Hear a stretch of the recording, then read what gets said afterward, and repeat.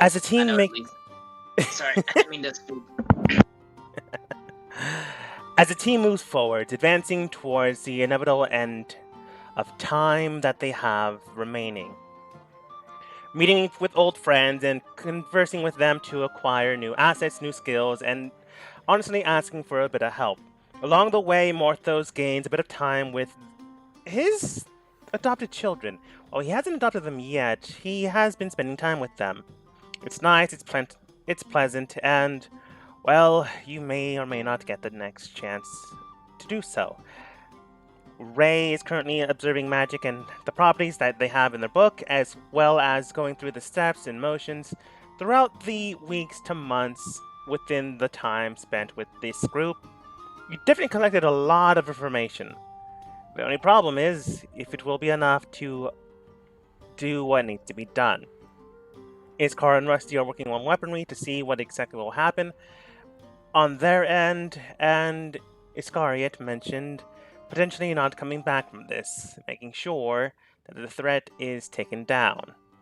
And well, Rusty reassures them that they'll make sure to try to keep them alive. But at the end of the day, nothing is really certain.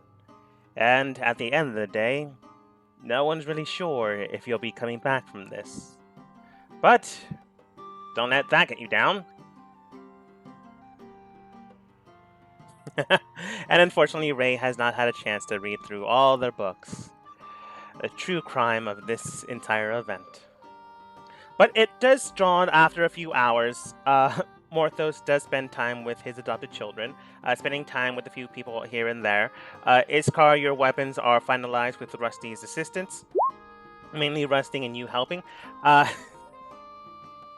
So the weapons are prepared and ready for you on the get-go, including the infusions you have inscribed on them based on the items you possess. Ray, you got through a good couple of chapters, but not all the books. Not all the books. So, you're easily able to inform the king if you'd like to do so, but is there anything else within this town you intend to do? I will tell you that you still have time, but honestly, it's basically what you intend to accomplish. We of course the sleep for they need sleep for at least one night. Yes. Well, I'm gonna head over to the school and see if they have any books that might have anything. Well, be able to tell me anything about prismatic dragons or well, and the planes. The planes are easy enough to find. You do find a few theoretical books on plane travel and interdimensional species, such as beings locked within a barrier due to the fact of how much strength they have possessing them. It's a good read, definitely a good book to pick up. If you have the time, maybe a week in time, you might be able to finish through the entire anthology. But you do pick up how many books? The anthology itself is 7 books. Yeah, I'll grab all of them. Okay, thankfully enough, you're still a student there, so you check them out with your inscription card, basically with Dungeon D&D library card, and they're handed to you without too much of an issue. The Prismatic Dragon is not exactly a topic they cover due to the fact that it's simple legend. I want you to go ahead and roll a d20, just to see if you find any luck on maybe rumors and stories. You do hear about the chromatic dragons, the non-prismatic dragons variants, but nothing on prismatic dragons. You do hear, like, in some of, not here, but read some of the books do state that long ago there are also other varying traits that dragons used to possess, and some theorize that they were the first traits prior to the changing of metal to metal and color to color. But nothing concrete. It's almost like this very deep, dark, kept secret wants to be kept hidden. Surprising. All right. Anything else, Ray? Well, I'm gonna cast Legend Lore with the subject of prismatic dragons in mind. Can you pop up? Thank you. Name would describe a person, place, or object. The spell brings to your mind a brief summary of the significant lore about the thing you named. The lore might consist of current tales, forgotten stories, or even secret lore that has never been widely known. If the thing you named isn't legendary important, you gain no information. If the thing you named isn't of legendary importance, you... Oh, that's weird. The more information... Or The more information you already have about the thing, the more precise and detailed information you receive is. The information you learn is accurate but might be couched in figurative language. For example, if you have a smear's axe on hand, the spell might yield this information. Woe to the evildoer, blah, blah, blah, blah, blah, blah, blah. Context clues. Okay. It is of legendary significance, so it would yield something. It's such weird wording, but I guess it works in your favor. All right. So you just flat out with the spell summon any information you can find on prismatic dragons. yeah, just remembering the stuff I was told about it when I asked Mistra, I believe, when we found that egg. Based on the context clues of the information, looking at it, you imbibe the spell with the wording as told to you by another. It entwines and intercircles your very being. After 10 minutes, it then reads out and inscribes into you. Target C text. Oh, it means the description. Sorry. Huh.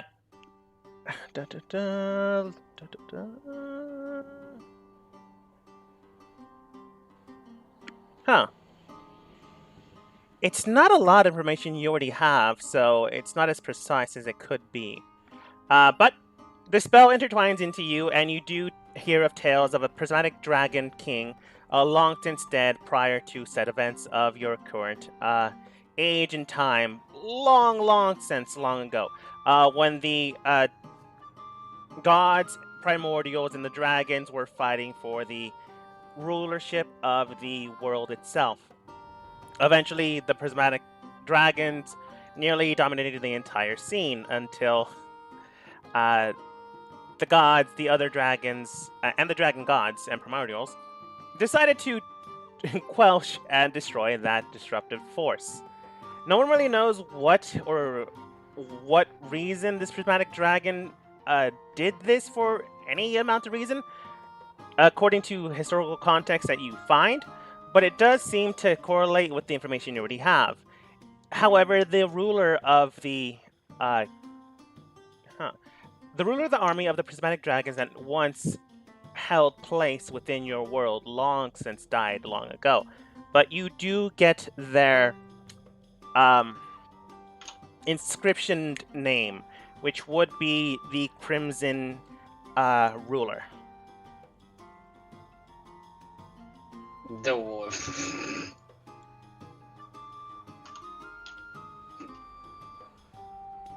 Oh, sorry, not ruler. The Crimson Chosen. The Crimson Ruler is a different name, but I guess I gave you that information as well. Twofer.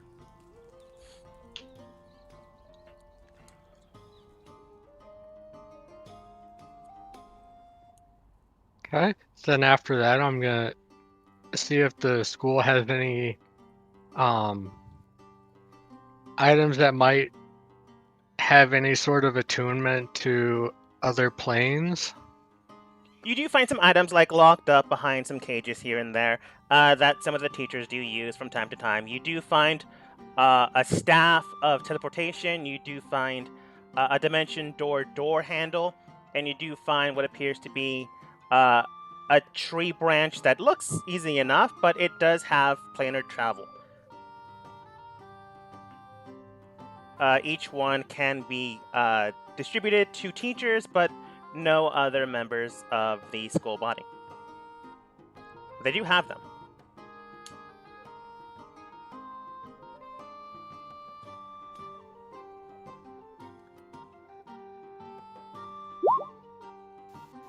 I was wondering if I could find something that fits that description, since I need that for plane shift. Nothing at the school specifically, but if you talk with one of the teachers, some of the teachers do have like items set to certain planes, but you would need to convince the teacher in order for you to have it.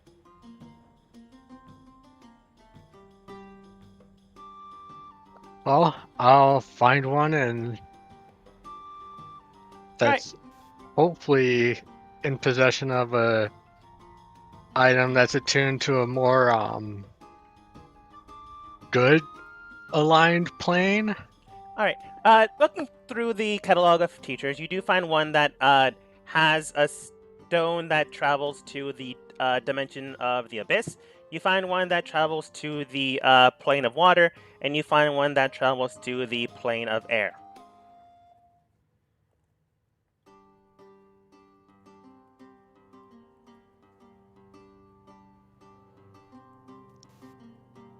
Well, I'll give the plane of air a shot then. All right. Roll persuasion.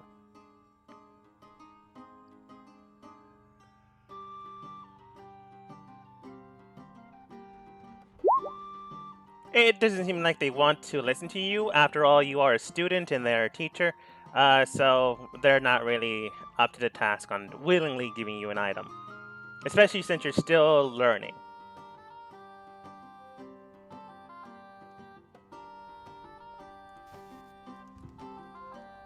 What if I offered to give them something in exchange for letting me borrow it?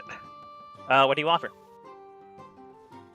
Well, when we were traveling through that ethereal realm through the portals, I picked up a piece of solid mercury and a piece of fossilized magic.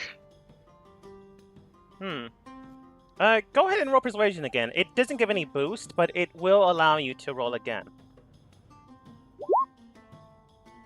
It's tempting. They go over the process of how hard this stuff is to find, but they could find it if they wanted to, basically just showboating. If you offer something else, they'll be willing to forego in exchange, but right now it's touch and go. You would need to add one more thing to the pot.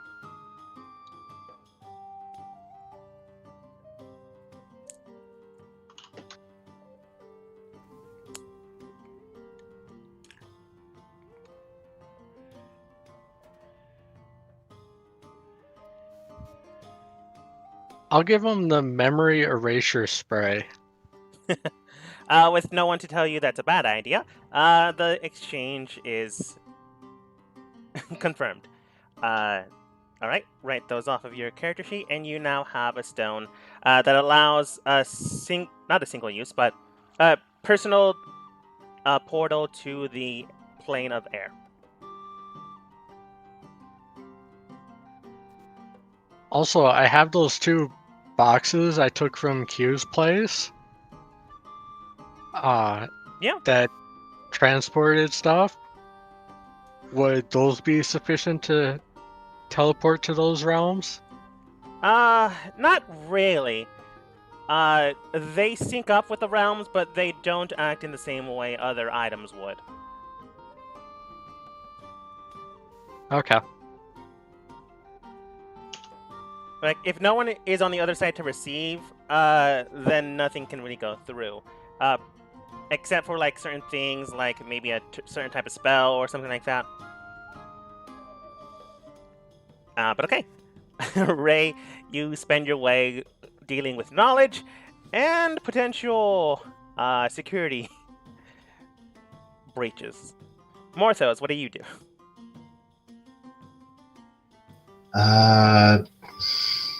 Well, it would have spent the time. Are we on the next day? You're about to head into the next day, honestly. Well, my plan was just for Morthos to hang out with Dawn and Dusk throughout that entire day, Yeah. And Pete.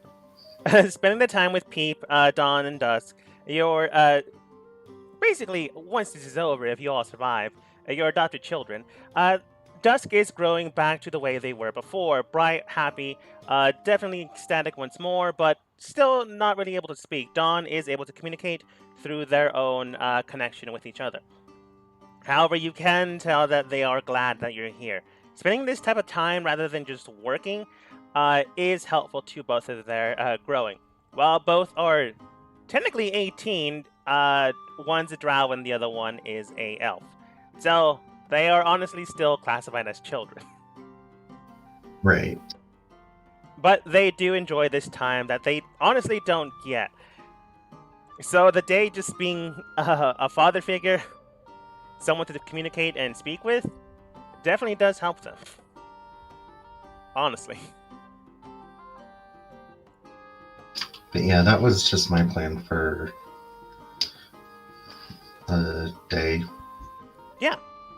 Coming back to the workshop, making sure everything is taken care of and reserved. Weaver does come and tend to the kids while you continue to hang out and make sure everything is okay. But they're kind of her apprentices, so she makes sure that they're all right. She's kind of like a doting mother figure, but not really a mother figure. More like a taller, blue older sister. You kind of cut out. It's not important. Just saying that Weaver's a good person. Rusty and Iskar, what do you do with the remaining time? I am going to go see the king. All right. Eventually, Cerulean does come back, but that's a story on its own. Eventually, going and seeing the king, you are presented to them without too much of an issue. Currently, the ruler of the kingdom is still bedridden, but they are doing better. But thankfully, it's still the guy that you're maybe better off with. Is that what I mean to say? Maybe. But the current ruler does greet you. Tasmar does greet you, bows, etc., etc. I think you gave him your new name, so he greets you as thus. It's been some time, Iskar. Roughly about a week. It doesn't take you guys very long to get here, now does it? No, we have our means. I suppose that's fair. Sir King, might I speak to you in private? Of course. You go into a private weird. You go into a private room, and speak easily enough without anyone around you. He calls his men to leave the room to make sure that everything is fine.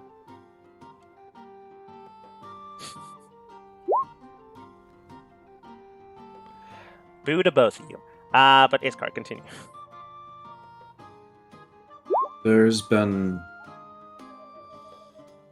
a rather disastrous development in the world. It's not going to be safe here in a few days. I don't want you to incite a panic and threaten operations for us, because that could make it even more dangerous. But in 2 days' time, you should have some sort of kingdom-wide announcement be made that people should hide for the next 24 to 48 hours.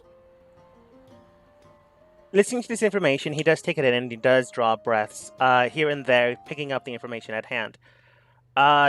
He doesn't chastise you in any way, but he does understand the secrecy of this entire situation.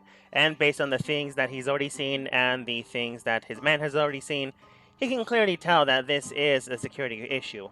That being said, though, to fully trust you and your team specifically with the entire kingdom's reaction to this entire situation, it's not going to be a tough role, but you still have to persuade him.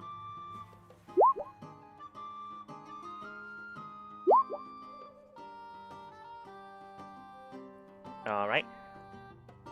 looking at you, looking at the situation at hand, making sure that everything is okay, he can tell that you're genuinely being honest.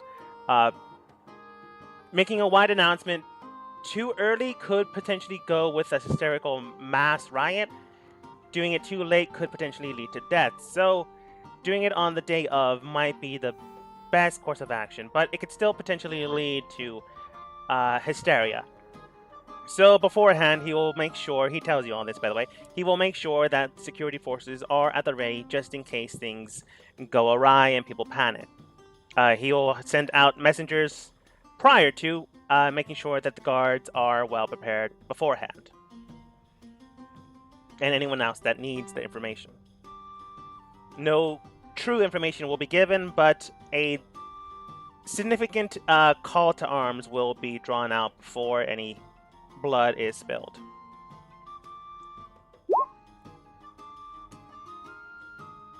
And do you tell them anything else?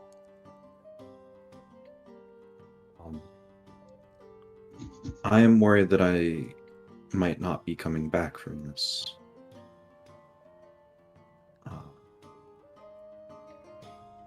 He does seem puzzled by that. Would you ensure that in the event of my passing, my wife receives this, and I will give him my last scimitar that I had, the upgraded one. Oh, it's been a while since I've seen that. Looking at it, getting and understanding the motion, he is a romantic at heart, but he's still a leader of the kingdom, so it doesn't show. He nods and agrees, and he does simply state, I understand where you're coming from, but at the exact same time, I hope I don't have to give this away.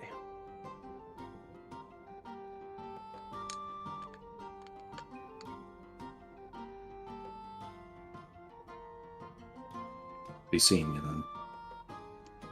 Do take care, and to the others, take care of them in kind.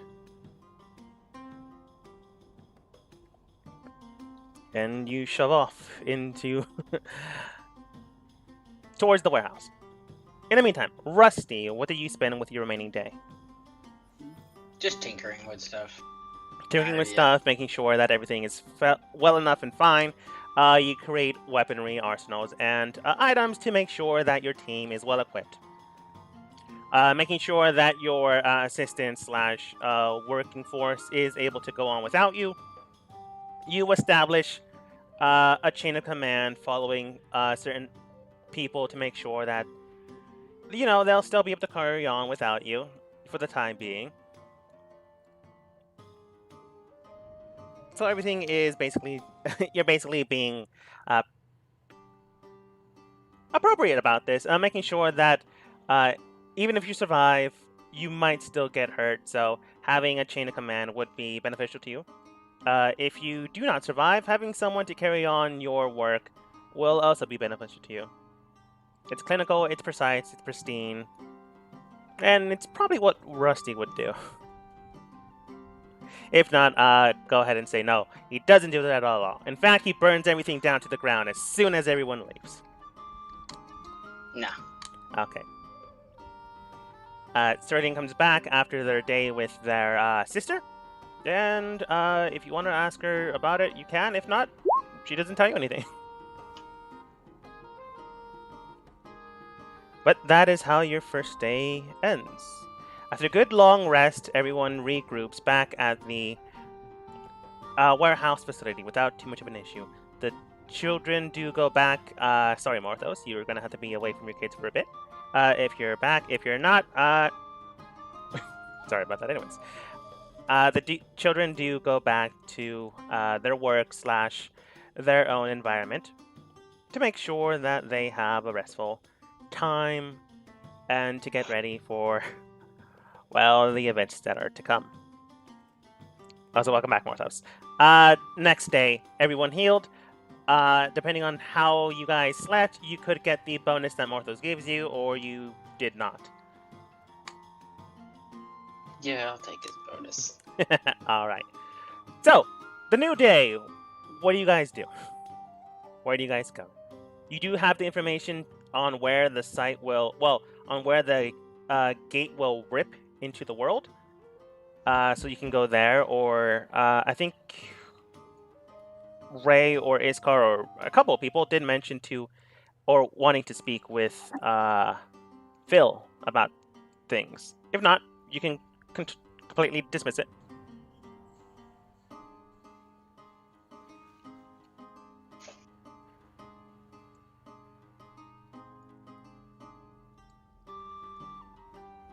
But this is honestly up to you. So I think we need to, if my timetable's right, I think we need to be nearby the rift when we go to sleep tonight.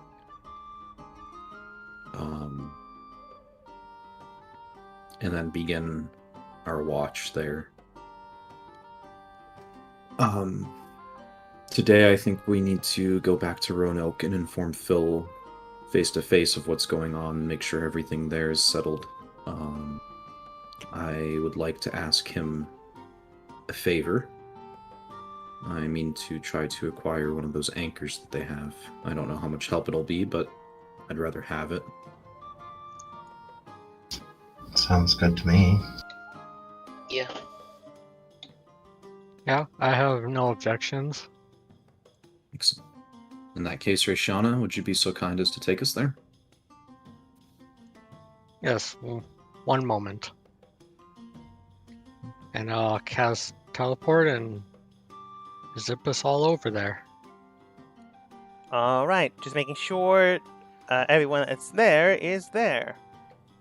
Let's see, I do have to put Rusty in there once more, but other than that, everything should be okay.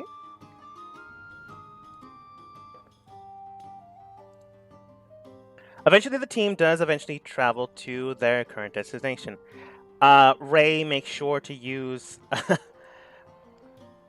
what they need to get where they need to go without expending too much. And your team travels back to where, well, the town where this all started.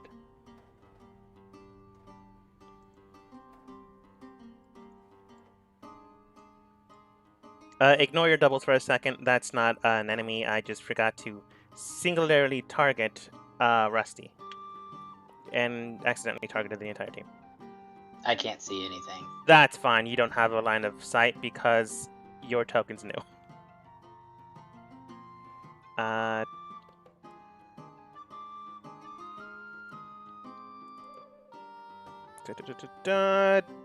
Dynamic lighting, vision, night vision, 60 feet, save settings. Can you see now? Yes.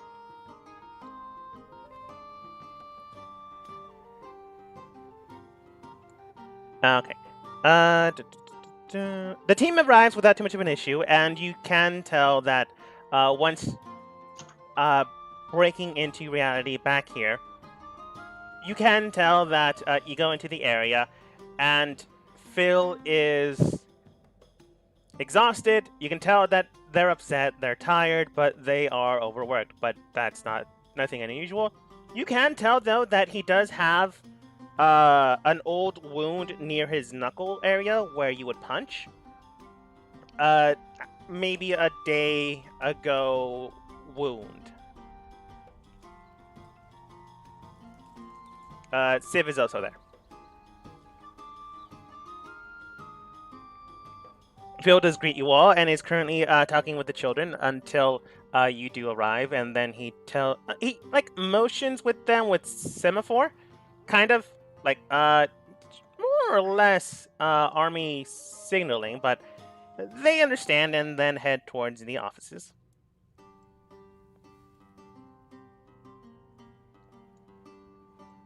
He does come over. It's been some time. How have y'all been? You can tell that he's tired based on his own speaking pattern, shifting a little there.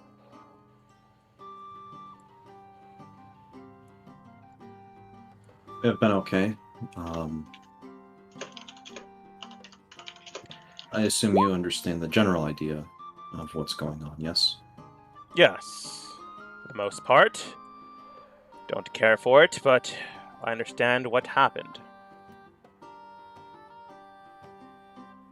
Right now, I'm having any available teams going out to any potential sites we can save to make sure the populace is secured.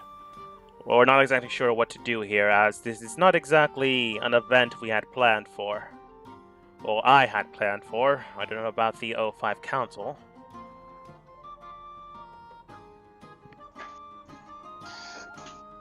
And, have you made plans for us yet? I had theorized of bringing you into my world to make sure you survive, but if that were to happen, more than likely you'd be set into a confinement area, and I highly doubt you would want that.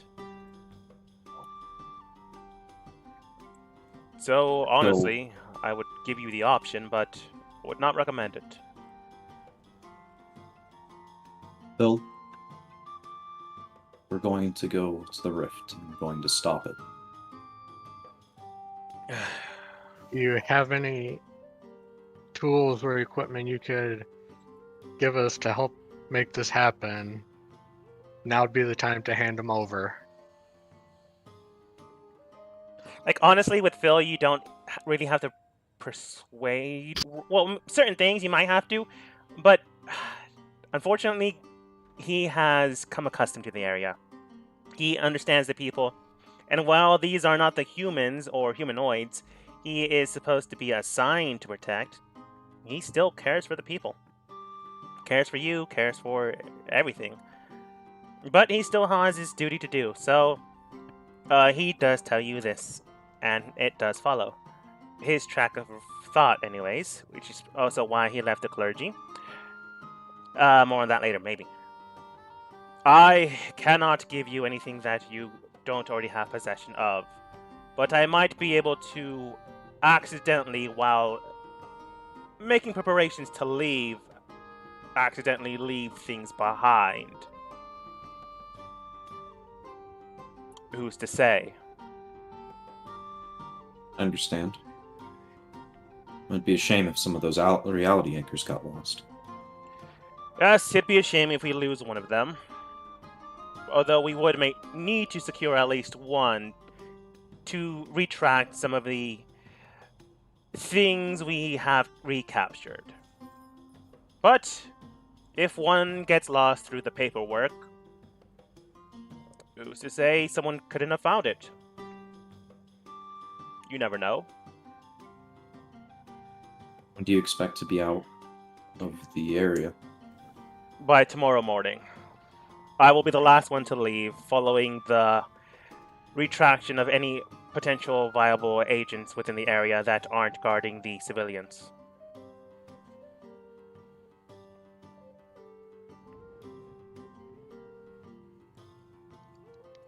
So See. it's not a lot of time. If something were to go missing, where do you think the weakest link in that chain would be? Probably where it was being loaded and unloaded, yeah? More than likely. Probably behind a box that we accidentally forgot to take with us in the rush.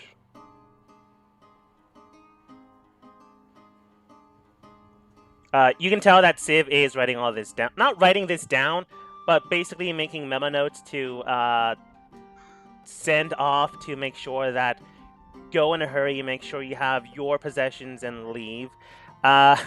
She's basically making a plan to make sure people don't notice any of this. The one thing she has been trained well to do because of your team is paperwork.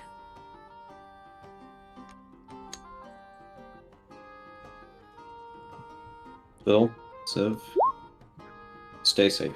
And if you check back in a few days and the world is gone, try not to forget us. It'd be quite hard to.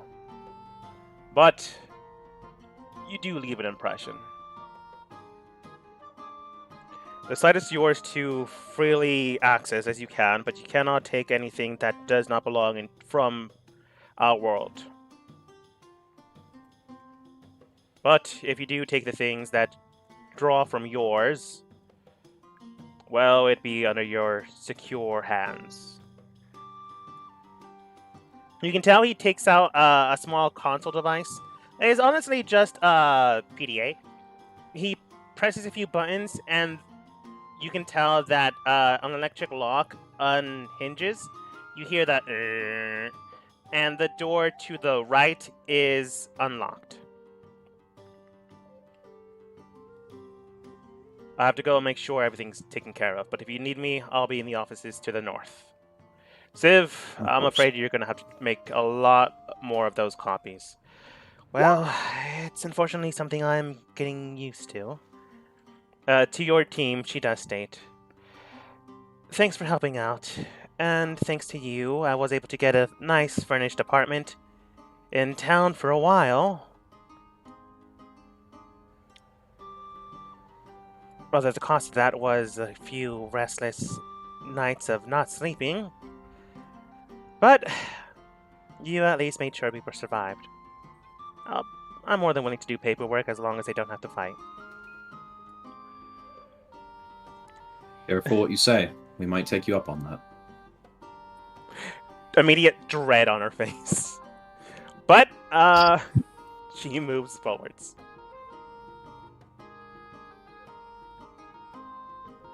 Iscariot rushes towards the door. Slow walk as soon as the door shuts behind them. Alright. Anyone else going to that containment site?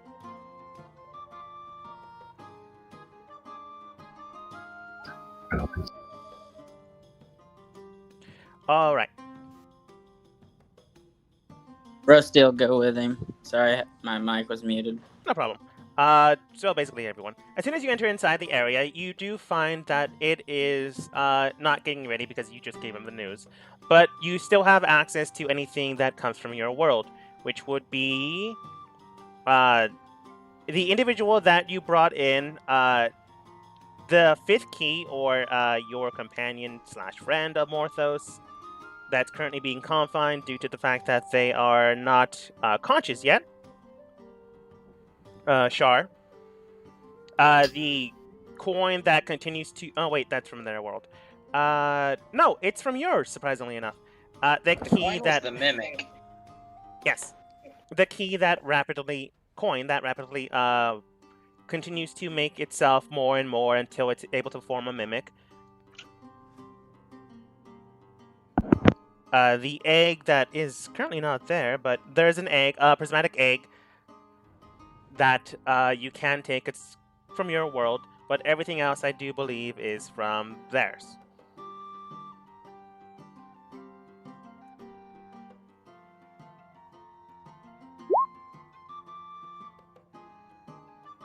Oh yeah, that's true. Rusty can't technically touch that coin. I'm not out because of steel. Okay. Do you take anything? Obviously, the reality anchor, but I thought that was an obvious choice, so I didn't include it. Yeah, I was just gonna say I'm just gonna steal one of the reality anchors from the from one of the cells. One of the empty cells. Yeah. Technically, Rusty can touch the coin. It was steel that couldn't. You're both made out of metal. But I'm a living being. Still wasn't. That's true. Good enough, loophole. Okay. I'll take the coin. You take the coin. You have a potentially dangerous and world-ending economy in your pocket. I have it. The only thing that's in my bag of holding is it. How heavy is the egg? The egg you would need to have a strength of 15 to carry, because it's very heavy. You're basically carrying another person. But it's doable. I can carry it easily. So can Morthos. Would I be able to put it in a bag of holding? Not unless you like rip the hem of the bag of holding, and then afterwards it probably would only be accessible one more time when you open it. So not I really. won't do that then. I mean, I can make another bag of holding if you want.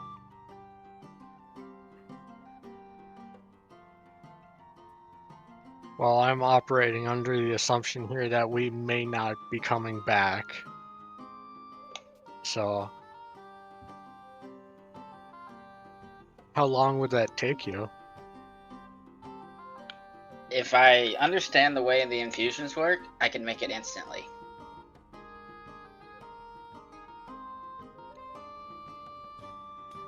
It's been a while since I've worked with infusions, but definitely within the day.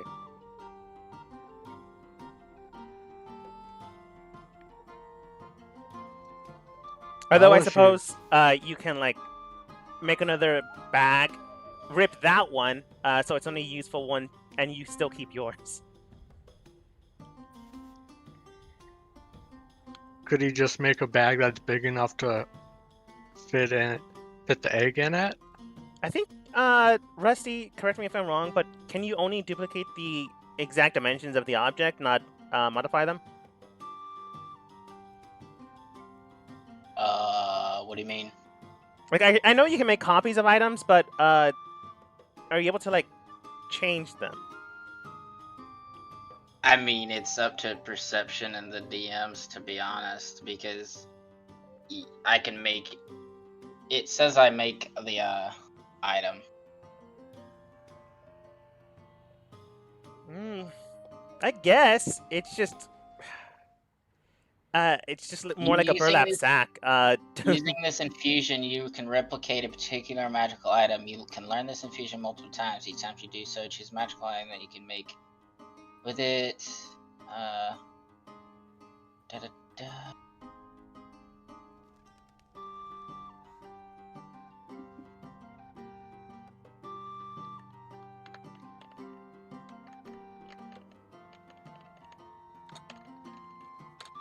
Doesn't yeah. Say. Yeah. Okay.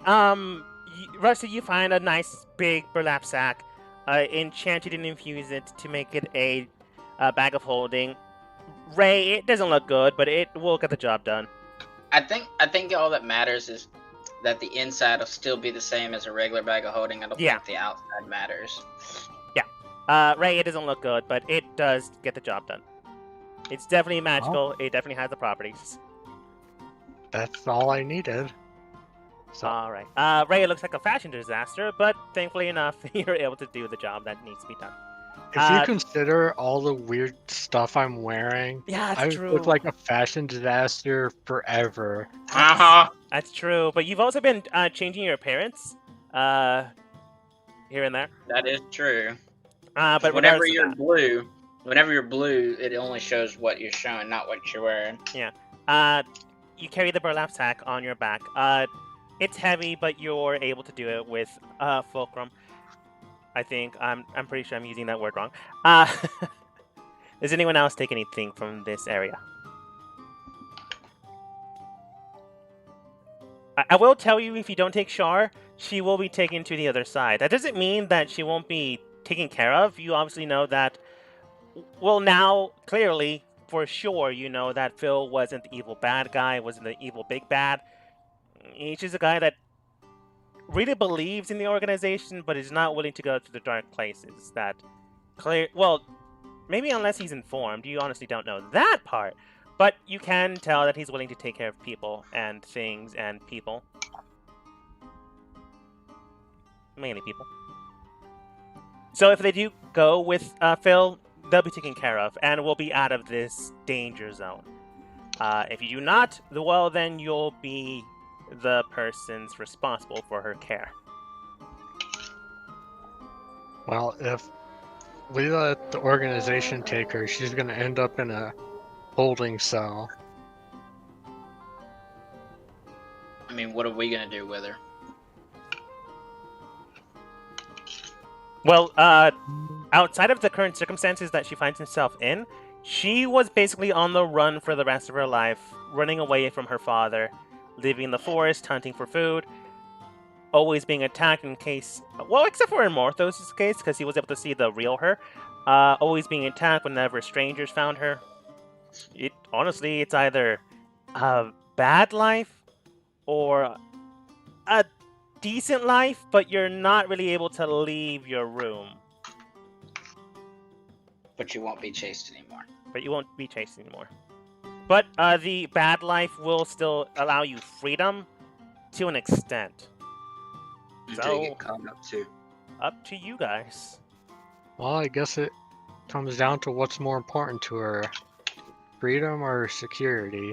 She's currently in a catatonic state, so it quite literally is up to you guys.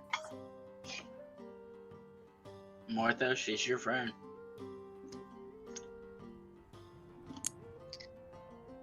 I might actually have a solution for this. Murder. No! One friend we haven't talked to in a while. Interesting. I have a That calling card. necromancy lady? No, she's dead. Oh, friend we haven't talked to in a while. I know who he's gonna call. I have a calling card for Wick. Your last one, though. I know, but he's kind of in the same state as her. That's true. And so why not call him to have him take her? And then he would be able to keep her safe.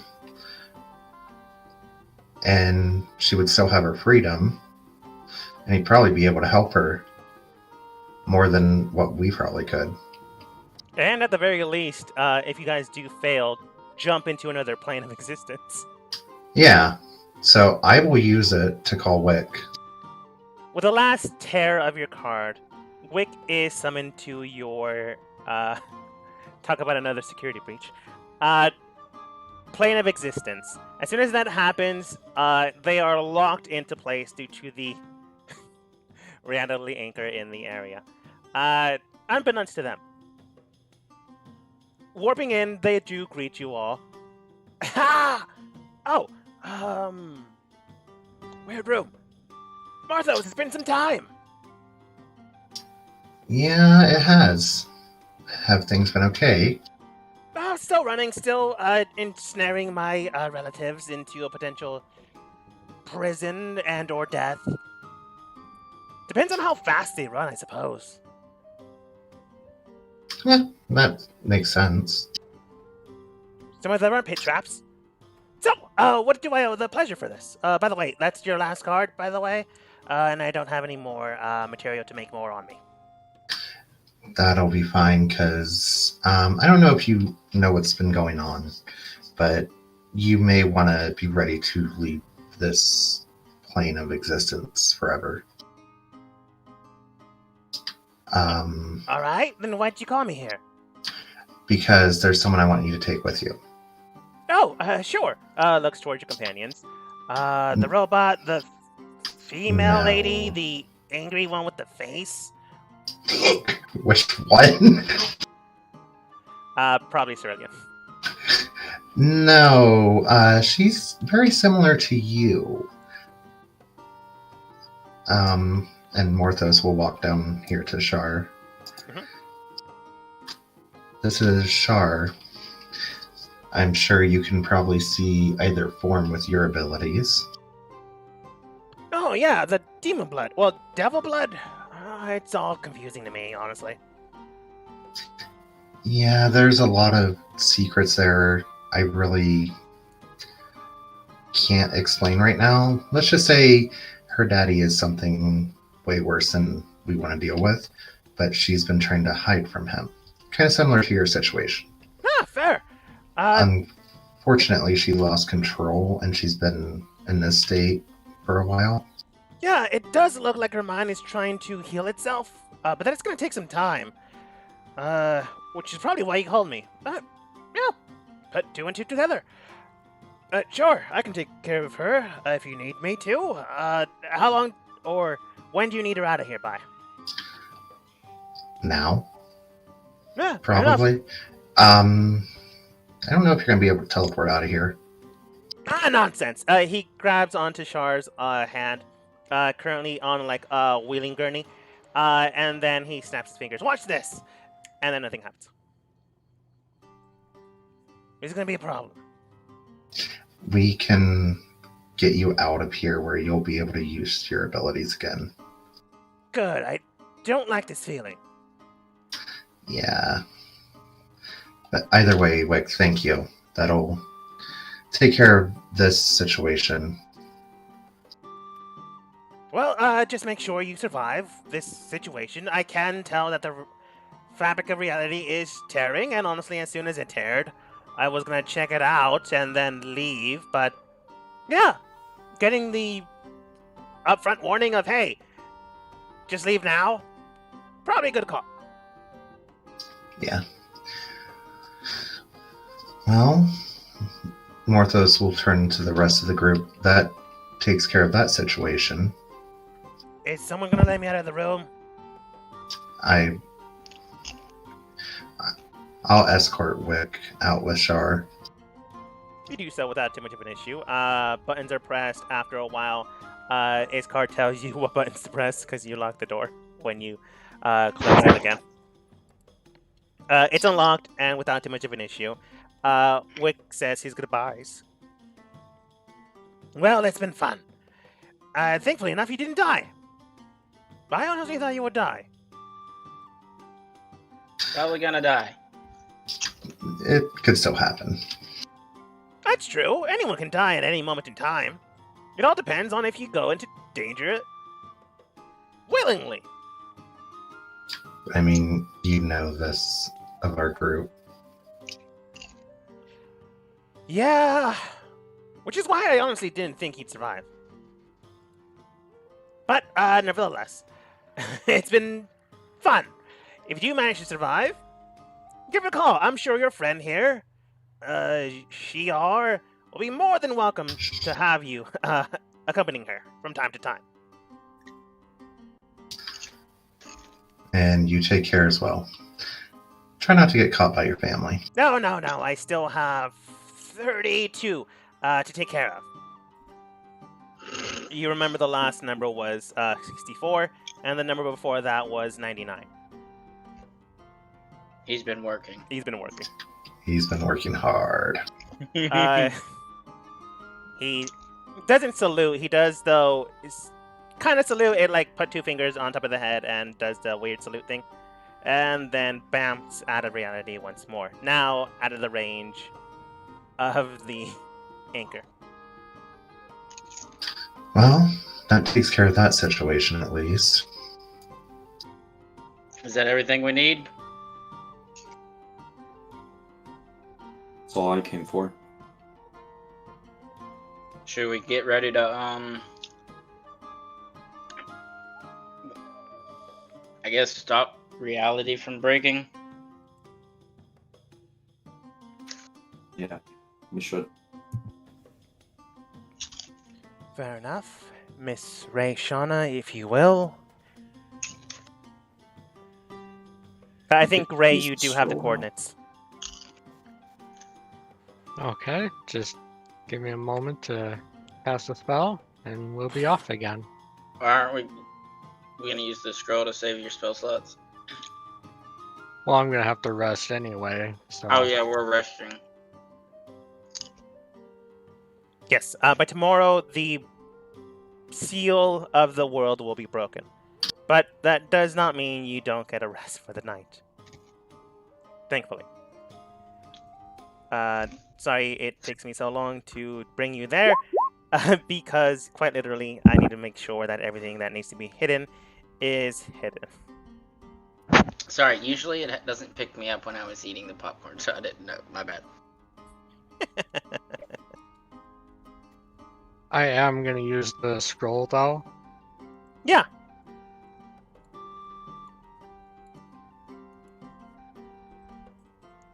Oh, I forget that map makes you big. Every Yeah. time. I do have something I want. This could be great. What was that, Rusty? Oh no, it's gonna be fun because I'm gonna go back to that size here soon. Ah, I see. Enlarge, reduce. Mm-hmm.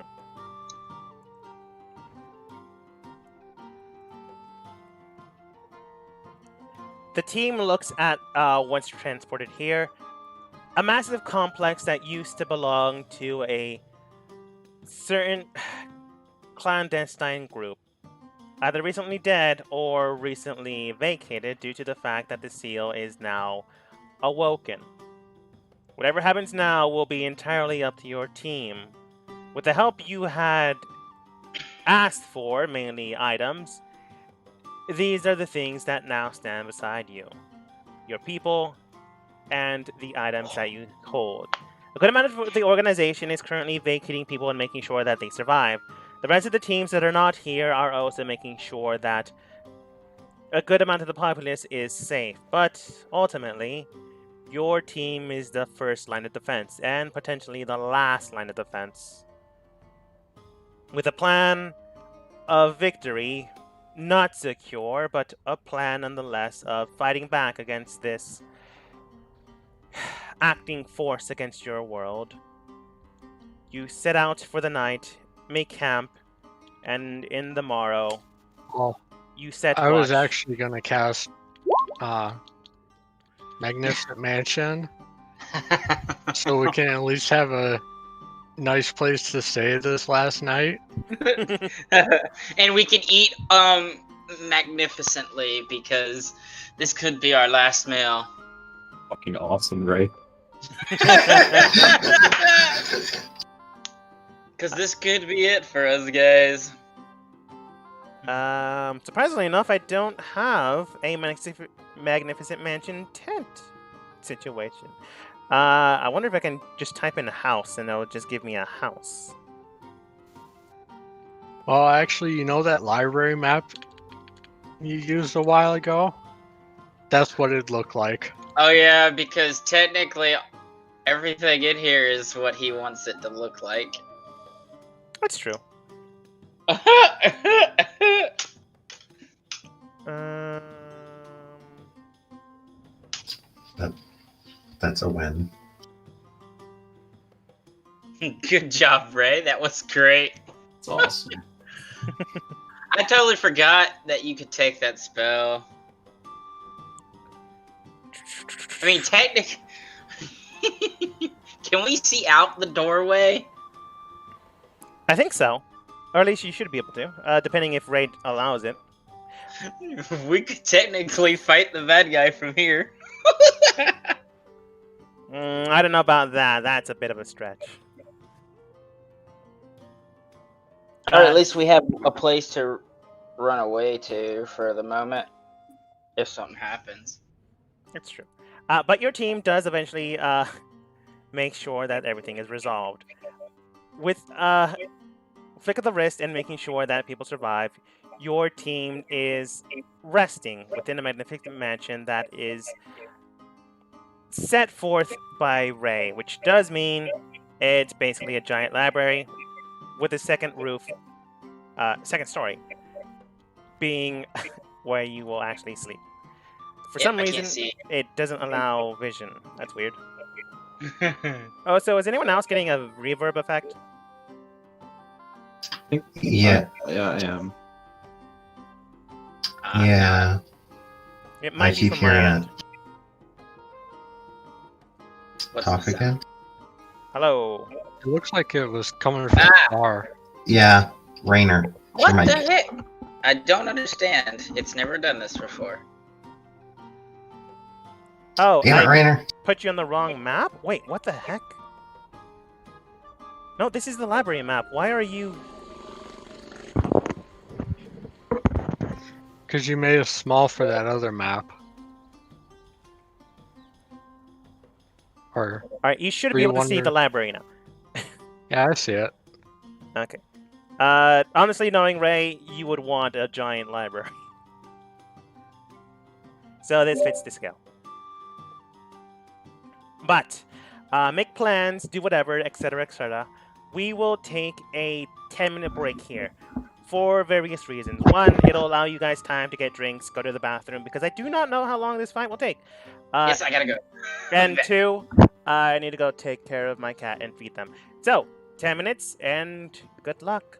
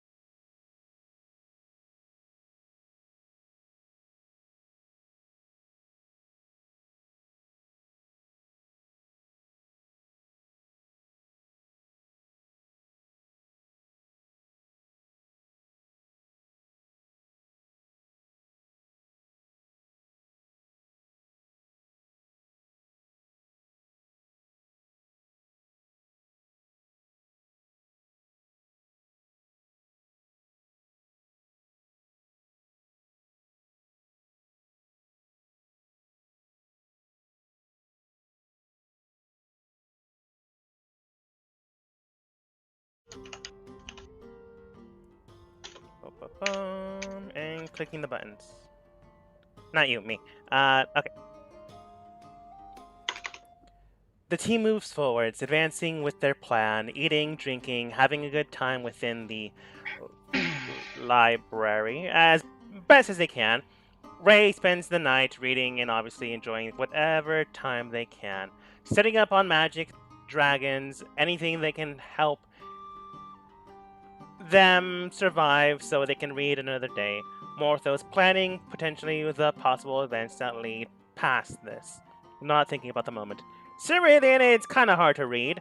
Iskar going over strategies with everyone, making sure everything is set, and Rusty making sure everything is neat, tidy, and preserved as much as possible, going over the weaponry and arsenals that everyone possesses. Overall, the night is filled with a pleasantry, knowing what is ahead. And honestly, a pleasantry is far better than a tent outside in the middle of this decrepit field where doom awaits. So, good call, Ray. Definitely better. By a large margin. Eventually, the team does climb up the stairs and rest for the night. Fully ready and able to take on the following day. But before we do, are those markers there for reads in Morthos, Ray, and Cerulean, air quotes me, or did I just forget to remove them? You forgot to remove them. That sounds right. Yeah, that's fine. I'll just leave them there and remove them on the other map. Though I think the shield on Ray is for mage armor. Which I'm going to be casting immediately anyway. Okay. I'll just leave the shield then. But the team wakes up soon after. And do you make any plans, or do you head out and go into the wilderness once more? I'll step out. Alright. Stepping out into the wilderness, you do see the strange warping vortex with the insignia of hands bound together. Ever-seeing eye looking, and you can tell that the world is about to rupture any second, hour, today now. Definitely within today. There's no getting around that. You have been easily warned. But that does not mean, well, things can't change. The events set in motion, people prepare themselves one way or the other. Prepping, making sure that they're on the best optimal position, or doing other things. But with the team set, please let me know if you're set. We will see what happens. I'll be set, and then the moment he appears, of course, you just gotta make me bigger. Yes. Everyone in positions they plan to be in? I will move up a little. Yeah, I'd probably get closer. I'm gonna be the first thing he sees. And I'm going to have Peep hang out with Ray.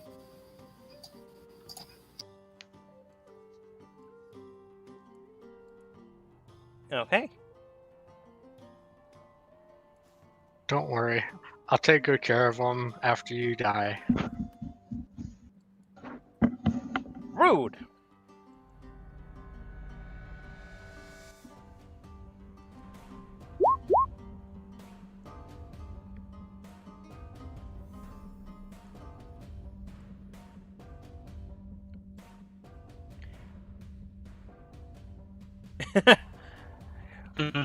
True. With the plan set in motion, with people getting closer, maybe a little too close, or maybe far enough away that they're ready and able. Cerulean, benchmark down, ready to take long-range shots. Ray, same thing, but more or less for their own safety. And Rusty, Morthos, and Iskar in the thick of things. With everything set in motion, you do feel that the area of effect, whatever this thing is affecting, quite be it your world, begins to rupture, shatter, and eventually a thin strip of reality is ripped through, presenting a aura of red, pure red energy. There is no magic about it, no strange upfront magical potency. It is quite literally just a red field of ambient energy. Oh yeah, were you gonna do anything with the anchor? There's a plan for it. Okay. With energy set in motion, you can feel that reality is shifting and breaking apart. In every other place within the world that you reside yourselves in, it begins to feel and rupture through. The other groups, the other teams that are set out to protect the very populace of this world are now heading out to do so. Wherever they're stationed now, they are taking action, and your team soon takes action after. And when the thread of reality ripped, you now see hands being, or claws from a being, ready to rip it and plunge through into your own. Rusty, in this instance, you see someone walking through. So I'm assuming you cast I'm your gonna spells. punch both my fists together and then grow in size. All right. And of course, I've got flame shield up, fire shield.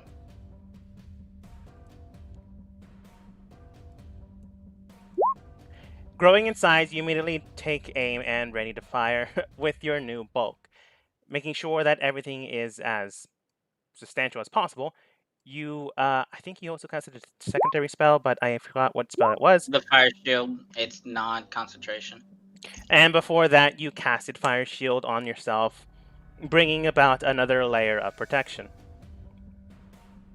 Now, with the spells intertwined and ready to start, your team, whether it is ready or not, will now begin maybe the final moments of their lives. I want everyone to go ahead and roll initiative as the being rips through into your reality and its onslaught group of children follows after.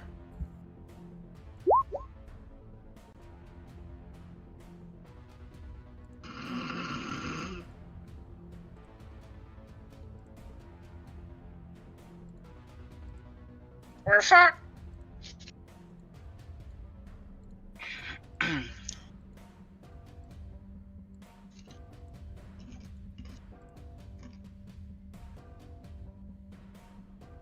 All right. 11, 12, 15, 16, 7, didn't roll well. 4, extremely didn't roll well. And I the go before Scarlet one of 'em. King themselves. Not great, but still a 20.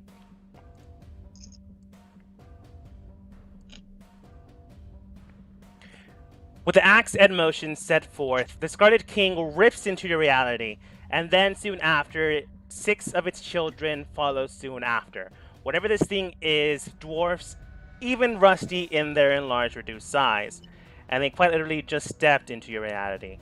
So that in itself is very worrying. And the children soon after follow in the exact size, well, not exact size, but in the exact dimensions Rusty is now in. So enlarge, reduce, likely going to be very helpful here. Iskar, it is your turn as you act accordingly. This just did local man too fast for the Scarlet King.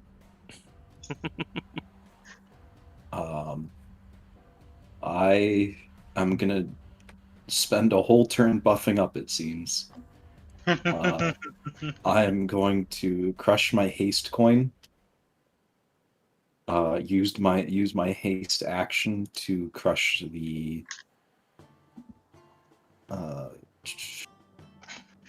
blur coin, and then use my bonus action to cast a new spell. A nifty one. All right. Guardian of Nature, though Iscariot's more concerned about being a guardian of the plains. I will choose Great Tree, but really it's Great Machine. As his skin takes on a brassy-like appearance and his eyes become gear-like in their irises. Forming and enveloping into your form, into a form that is different but still your own. It turns into metal almost as if rust and steel, and then turns to chrome, and far be it from me to describe it, but nonetheless, you truly become an entity of bronze and iron, and in a way, your own idol. I'm just reading it over. The nature spell transforms, powerful guardian. You choose following forms. Wow,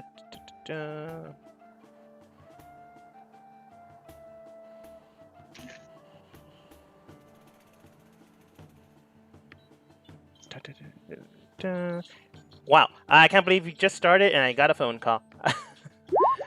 Okay, I'll be right back. Sorry. Yeah.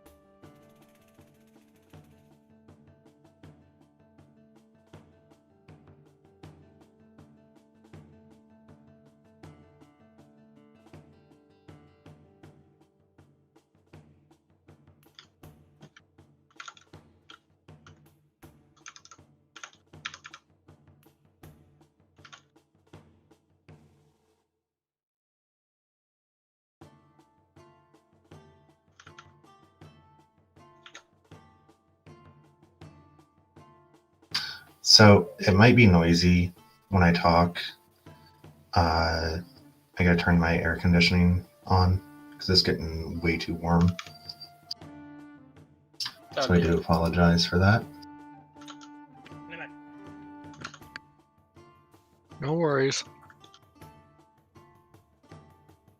Hello? Hello? Yeah? Hello? Okay, there we go. Sorry about that. All good. Okay. We're just waiting for the world to go to shit. Fair enough. You turn yourself into a machination of your own device and your own understanding, turning into something that is, for you, something new, something completely out of place in the world you reside. Well, then you look at Rusty. Welcome back, Morthos. I too just returned. All right, Iskar, you now have haste. You now have your new form. Anything else? I stand there menacingly. All right. The individual looking towards you is looking either at you, the world, or its surroundings. It can understand its very presence is here, but you're not exactly sure if it even knows you're here.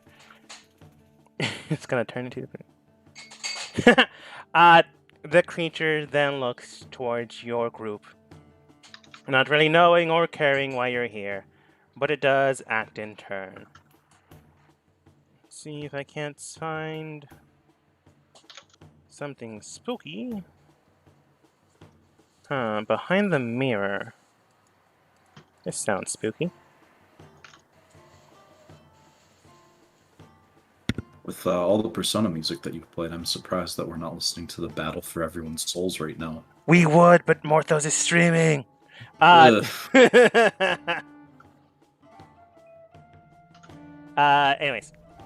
Let's have Morthos mute his music. Nah, it's fine.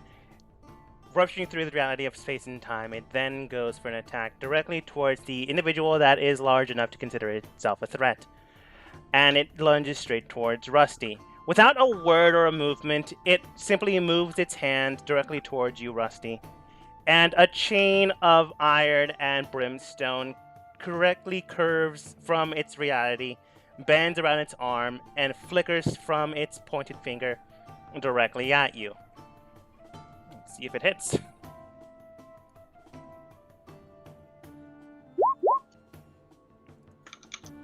Let's see, and I'm assuming that hits. Does 26 No. hit? Oh, 26. Remember, disadvantage. Oh, that's right. Let me make sure. I'm calculating all my armor.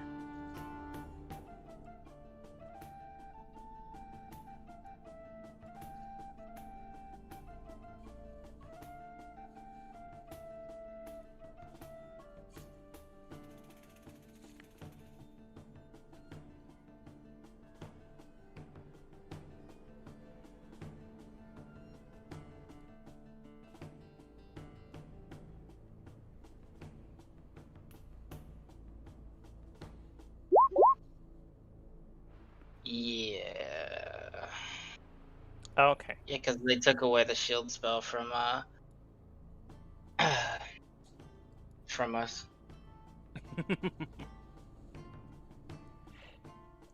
Rupturing through into your reality and pointing directly at you, a chain of iron and brimstone lunges at your body. It wraps around you and burns into your flesh and steel. What flesh? Steel. Which is why I went that way. It doesn't do a lot of damage, thankfully enough. Only 16, because I rolled the least amount it can do. But it still hit you. Rusty, as it wraps around your body, you feel the chain wrap into the very core of your being. You don't see it around your body anymore. In fact, it is placed on you and envelops into you. Go ahead and roll a Constitution saving throw. Hold on.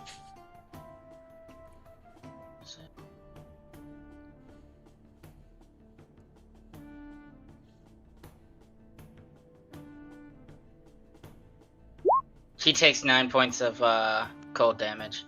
And you said Constitution saving throw? Yes. Also, why? Because fire shield. Fire shield. Okay. That's so plus. What was the concentration check for? The binding of. I was about to say the binding of Isaac. The binding of the chain within your body. I'm not casting. I'm activating Artificer ability, Flash of Intellect, and instead of 18, that is 23. Okay. I do believe that just converts or changes the attribute you use. No, that adds my intelligence modifier to any type of save roll. Oh, cool. So what's the total number again? 23. Cool. You pass. It binds into you, and you can tell that it's trying to do something, but you heartily increase your own structured form, and it is not able to fully bind to you. Thankfully.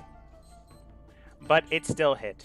The next movement it does, it flickers its hand directly towards Morthos. And like before, a chain from another world fuses and goes towards your own. Let's see if it hits. More than likely. What was that? I rolled a 19. Also, he provokes an opportunity attack from me for attacking somebody else. Why? Sentinel. Okay. Okay. Do you take opportunity attack? Yeah, I'm trying to make sure which one it is that I'm using to attack.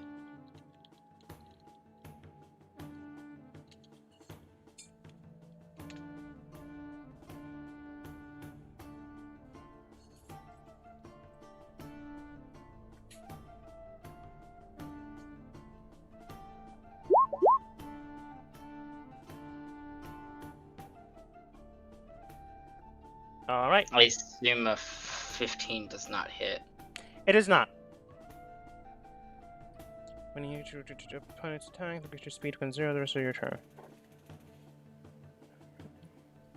Creatures provoke opportunity attacks from you even if you take this dangerous action before leaving your reach. When a creature within 5 feet of you makes an attack against a target other than you, that target doesn't have this feat. You can use your reaction to make a melee weapon attack against attacking creatures. Okay, just reading up on Sentinel. Sorry about that. Swinging Wind with the Force Gauntlet, it simply does not move. It hits into its form, but it does not sink in. However, it flings straight towards Morthos, a chain of brimstone and iron. It only rolled a 19. It so hits. Okay. Oh, so I'm assuming you're outside because there's a lot of noise. It's my air conditioning. It was getting way too hot in my apartment. I'm sorry. Fair. All right. It binds into you. Unfortunately, it does hit. And again, I rolled pretty low, so it only does 19 points of damage. However, the chain, once hits, wraps around your body and sinks into your flesh. I want you to go ahead and roll a Constitution saving throw.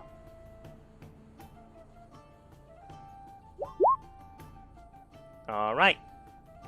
The chain wraps and envelops into the very core of your being. As soon as that happens, unfortunately, it sinks up, and the chain within your body sinks into the ground. Looking at your... Yes. Would a +5 allow him to succeed? I'm not going to say yes or no, but it would increase the potential of succeeding. Okay, he's got a +5 added to it.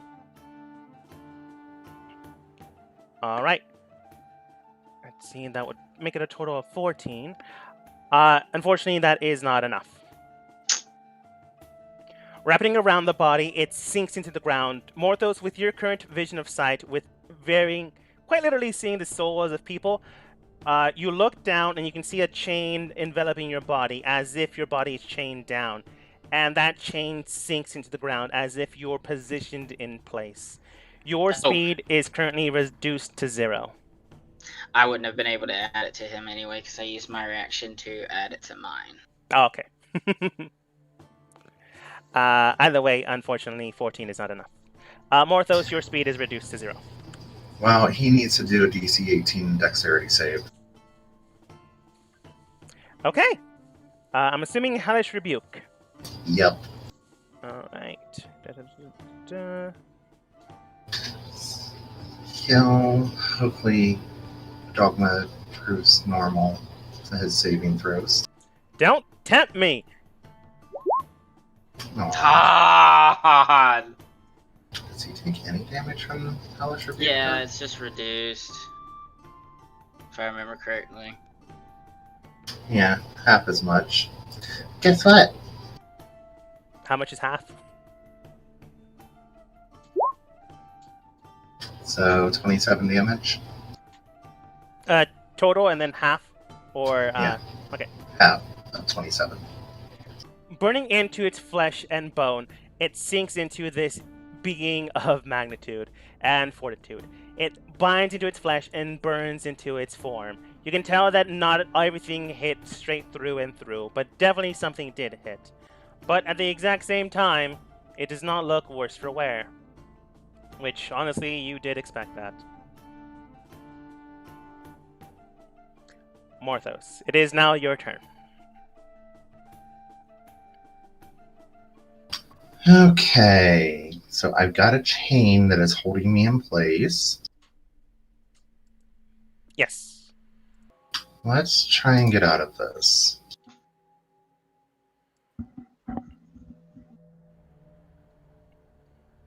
Alright, I'll be right back since I got maybe a few minutes before it's my turn, so. But I can still hear. Alright. So I'm going to try a teleportation spell. Okay. Where do you teleport to? 60 feet away. Yes, but where? I want to see if I can teleport right here. Alright. As soon as you take a far step into the direction behind this person, maybe trying to distract them with a blind shot attack, you far step immediately, and then before you even move within the scope of this spell's abilities, the chain wraps into your soul and brings you down to the ground. The far step does not fully trigger, and you do not move an inch.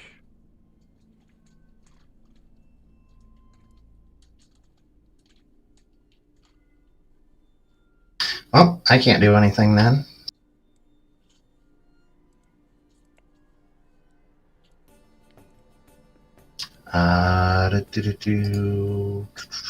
No.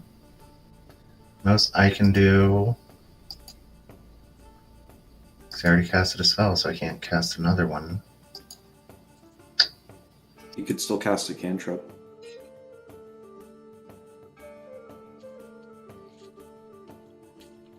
He is true on that.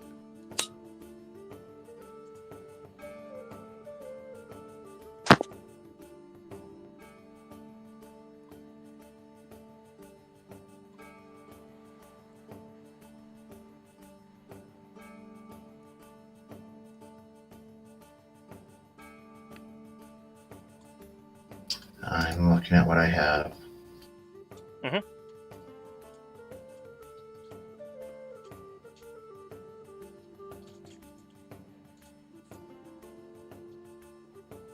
You know what? Let's go for a warlock favorite.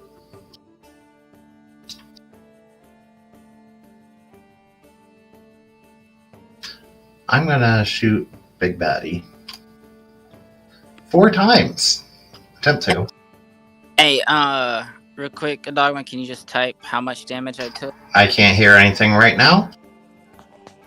Someone played a sound alert. Sorry. No.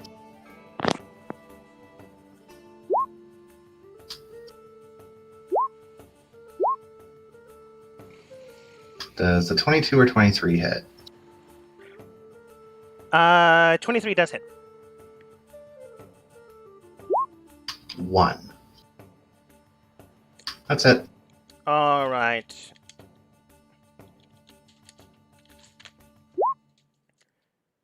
At the end of your turn, go ahead and make an intelligence saving throw.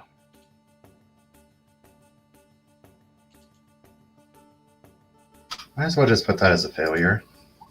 Yep. Your body tries to reconvene the structured form of the chain wrapped around and enveloping your body, trying to force the very form of its being away from your structure. And it is not able to break the mind shackles that you now possess. Basically, you're able to run an intelligence save at the end of your turn to try to break the chains. But a 9's a 9. I can only get up to a 22 on that 20. So I don't think I'm going to be able to get this at this point. Fair enough. Yeah, I save my flash of genius, you can get out of it. Potentially, yes. But I digress. The enemies looking around do and can see you far more than a insignificant being. One of the ones to the left goes directly towards Iskar. Immediately going to the south of them, they bring out what appears to be a large raked hand and go directly towards the body of Iscariot. As soon as they do so, they plunge potentially into the very flesh of this man. That is 18, and I do not believe that hits. As soon as they do so, Iskar moves to the side, Plus, pivoting he's their got body. blur. He's got blur on. I do have blur, yes. So if they're not targeting me through normal sight, then they would have disadvantage. Okay. Still 19. So they still miss. Moving and trying to hit you, you are able to move away from them. With the secondary strike, oops, I pressed the wrong button.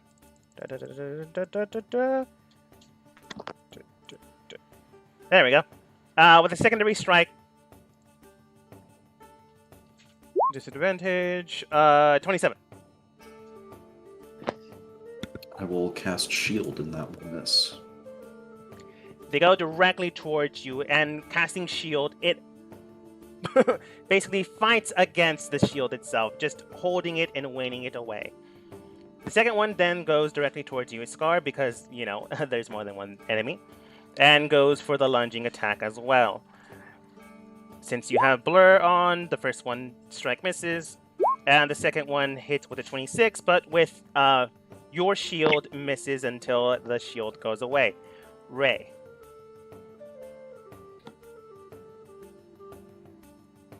Well, I think I'm going to start with using one of those blur tokens. All right. And what kind of action does that use? It's an action. That's why I crushed my haste one first, to get an extra action to crush another. Yeah, I suppose that sounds like a good idea. So I'll do it in that order too. All right. Haste, blur. You have 2 bonus actions and 2 movements. You do not get an extra bonus action. Oh, that's right. I always forget that. No worries. That's a Pathfinder haste, if I'm not mistaken. I did play a lot of Pathfinder. Then I'll use my bonus action to cast Spiritual Weapon with the 6th level spell slot right there. I did not see the ping, but I assume near the enemy. Oh, okay.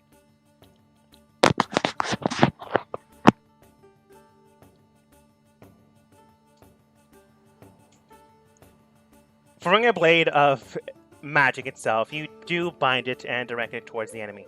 Without too much force or damage, you are able to strike as soon as you are willing to or able to. And you should have control of it now. 21 does hit.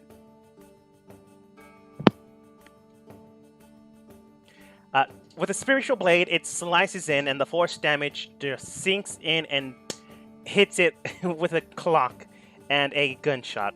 You can tell it did this significant amount of damage, but once, like the king itself, is not dead. Unfortunately, for all members present.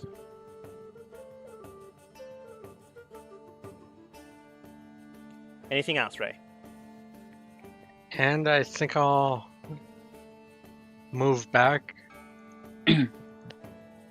around here, hopefully out of sight. And potentially out of mind. Yeah, that's the idea. All right.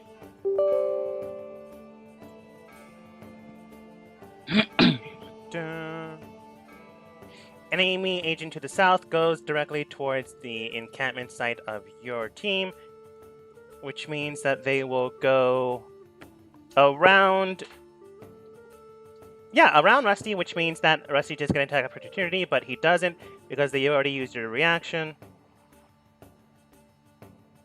Actually, let me go back. Oh wow, they take their entire turn just getting to Cerulean. Poor choices. The other one will just... yeah, they're not exactly thinking, they're just reacting. Poor choices are made. The next one goes directly towards Rusty and Morthos, with enough movement to actually strike. But who knows if they'll actually hit.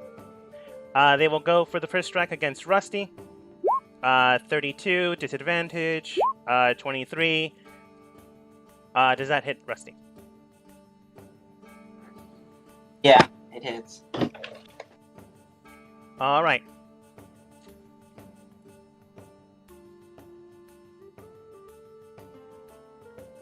Da-da-da.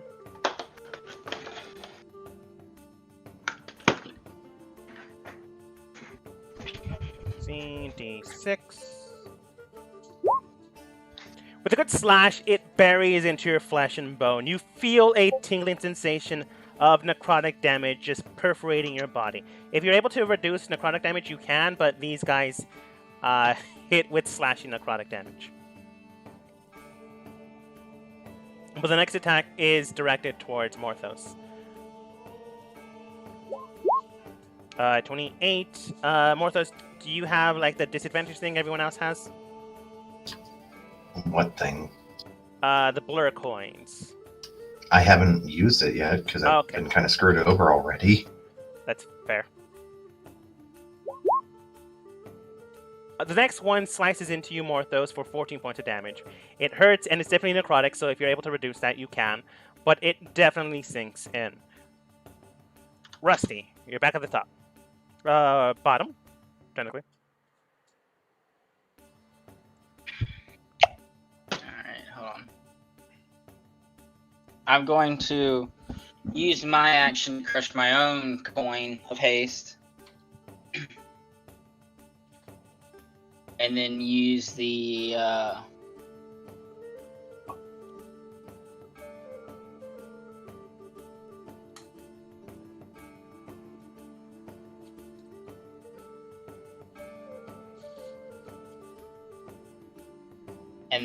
use my other thing to attack the guy.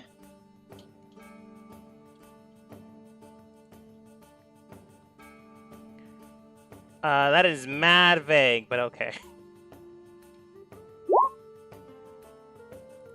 26. 26 does hit. The guy to the south or the Scarlet King? King. Yeah, that does hit. 26. Hits it as well. Alright, there's that one. There's that one.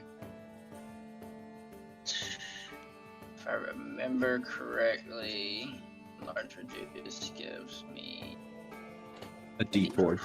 so both attacks add 2d4, an extra 4. So 26, 30 points of force damage. on him. And then bonus action, I will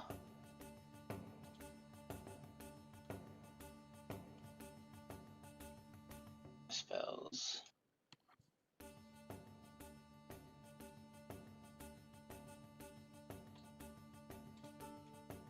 Yeah, bonus action, I will activate my defensive field and take 15 points of temporary hit points. All right. Bringing on a temporary field around you, you inscribe yourself with 15 HP, making sure that you have at least a decent buffer for strike. Anything else, Rusty?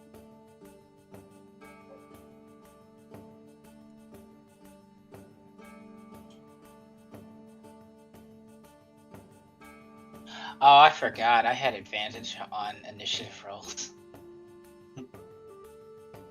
A little late now. Mm-hmm.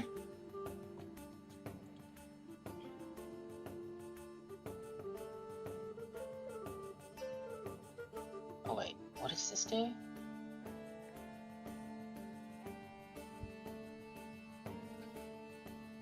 I'm good right now because I can't do anything anymore. All right. The enemy to the north does bring themselves directly towards Iskar. Unfortunately, no.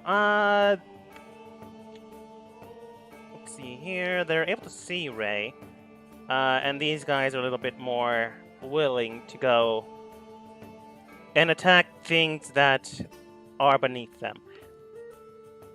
Unfortunately, though, they take their entire turn to get to Peep. Iskar.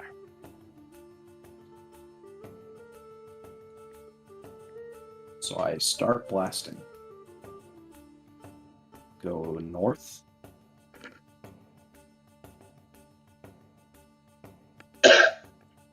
Sounds good.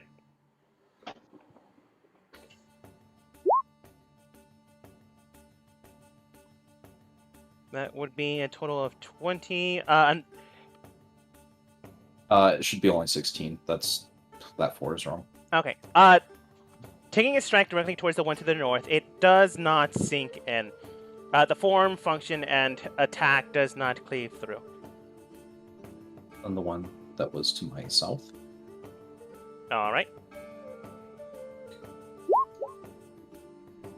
Once again, the attack sinks around it rather than through it. Whatever these things are a little bit more hardy than you would expect. The king himself.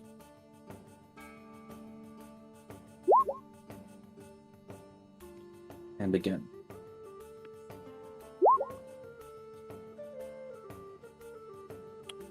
Those are some really bad rolls. Yeah, that's with advantage. I hope I got them all out right there. Yeah, the 25 does hit it, but everything else doesn't. Excellent.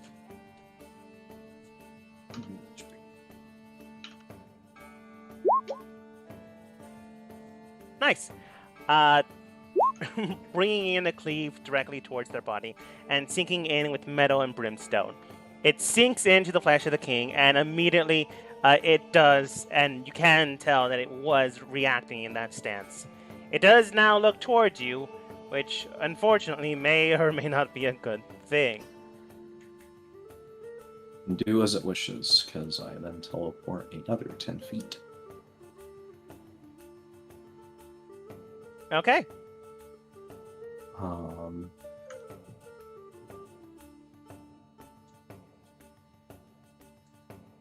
Anything else? Okay.